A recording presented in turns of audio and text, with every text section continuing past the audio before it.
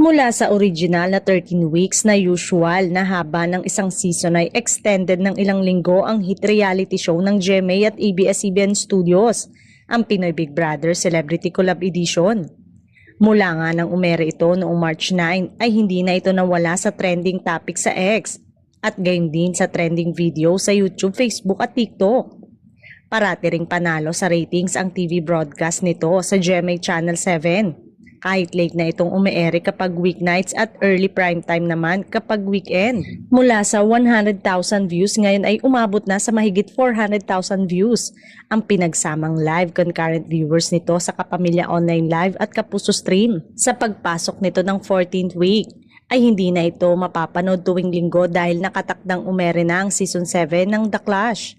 Marami namang fans ng Pinoy Big Brother ang nalungkot sa naging anunsyo ng Kapuso host na si Gabby Garcia.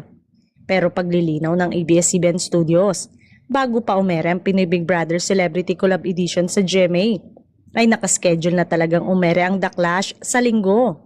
Pero wish naman ng mga fans na sana ng araw ay hinintay na lang matapos ang season ng Pinoy Big Brother Celebrity Collab Edition bago ay ere ang The Clash.